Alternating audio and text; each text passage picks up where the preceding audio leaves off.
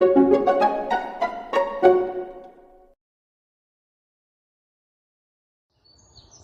morning, everybody. Good to see you all again. Hope you didn't miss me too much whilst I had my week off. It was a reasonably relaxing week, although the weather was pretty rubbish, and typical, isn't it?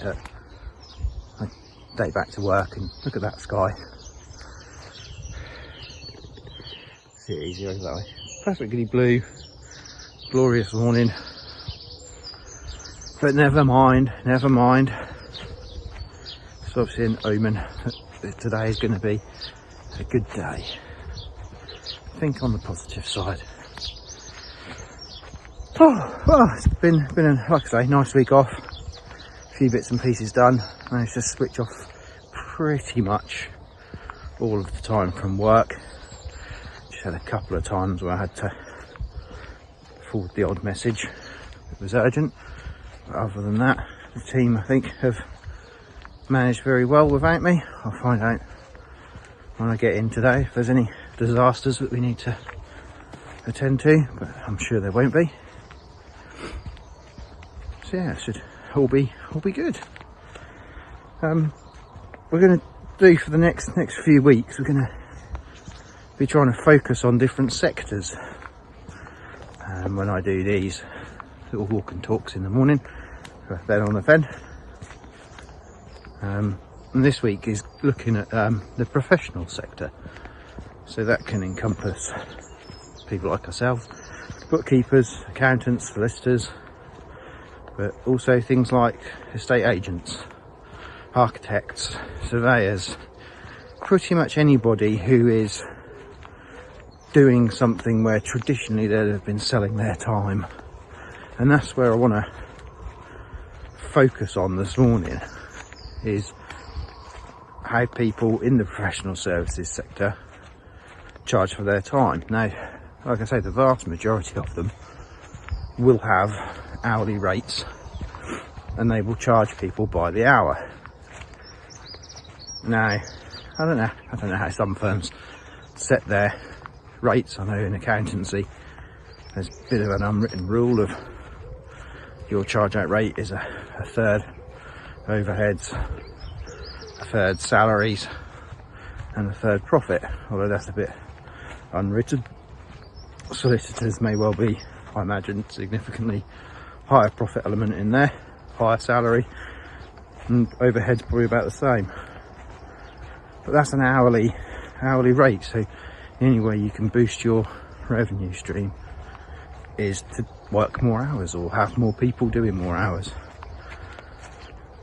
Whereas I know the sort of movement in particularly in our industry, accounting and bookkeeping, is to look at more of a value-based approach and have a fixed fee, whether that be a fixed fee for doing your annual accounts, fixed fee for doing your monthly bookkeeping, fixed fee for dealing with a particular tax task.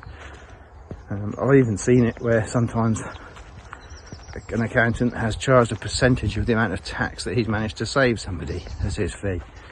Similar sort of model, I suppose, to what estate agents do, where they charge a set percentage based on the sale price.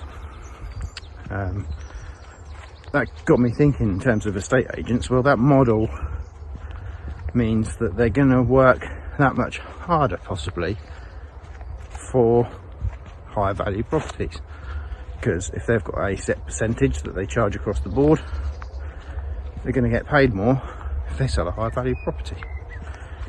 I do know some estate agents out there who just charge a fixed fee, no matter how big or small the property is. They might charge a higher fixed fee for much larger, more expensive properties, which I guess is because it's harder to try and sell them. It's a smaller market, which I get. But it's interesting just to know what is behind people's thought processes when they're setting their charge out rates, really.